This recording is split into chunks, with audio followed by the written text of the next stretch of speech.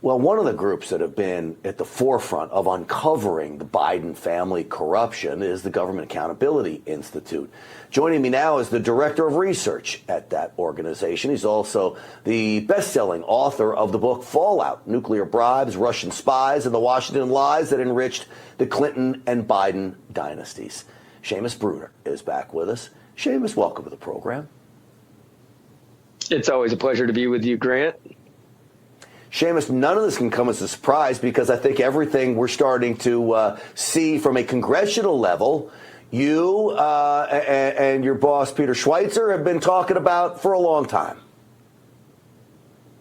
Yeah, that's right. I mean, these new documents today are very important. Getting the bank transactions, the bank records are, that's a critical piece to the puzzle when you're making a case against the Bidens.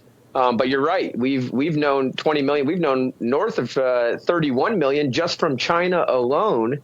But some of these transactions, which we also knew about, we've got a lot more detail on. So the 3.5 million from Yelena Baturina, that went to an entity, Rosemont Seneca Thornton. We know that Devon Archer, when he testified last week, he provided some more details about that.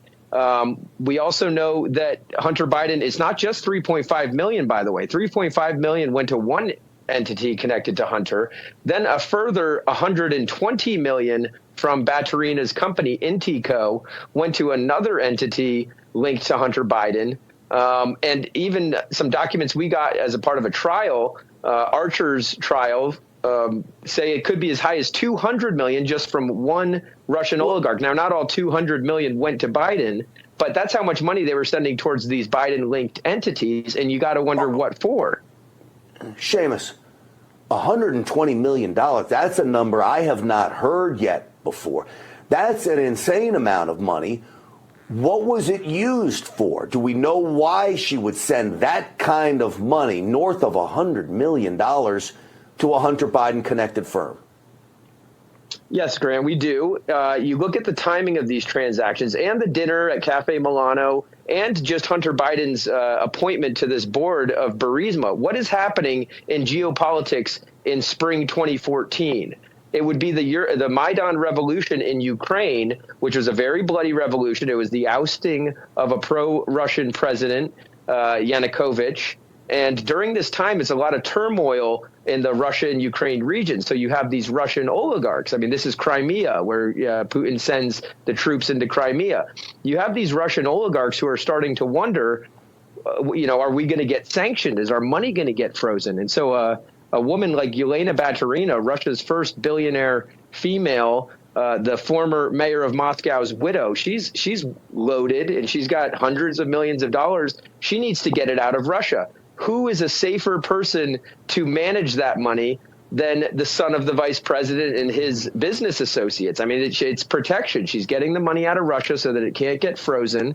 And you look at all of these oligarchs with Burisma, it's protection. And I think that's why you saw James Comer today say racketeering. He said the R word. It looks like racketeering. So it's sort of like a protection business that the Bidens were running. All right. So you believe, is moving that money out of Russia because it could get sanctioned. Who knows what happens? It could get frozen into a company associated with Hunter Biden. Was that Rosemont Seneca? Well, you've got several Rosemont entities that come off of the Rosemont Seneca tree. So Schweitzer in his book Secret Empires describes it as the Rosemont Seneca tree, and off of that tree grows the Rosemont Realty branch, grows the Rosemont Seneca Thornton branch. A lot of these bank transactions that we obtained part of Archer's trial, that would be the 140 some odd thousand from the Kazakh oligarch that was used for a car. So you've got three separate entities. Rosemont Realty took a bulk of the 120 million. That's according to Archer's testimony. And then Rosemont Seneca Thornton took the 3.5 million. Now, Hunter Biden is associated with both of those entities. Archer testified that when Rosemont Realty was sold, Hunter Biden got a chunk of the money, and that would be the entity that the Russian oligarch had invested in. Did the Russian oligarch ever get her money back, the 120? Was that ever any evidence of that being funneled back to her?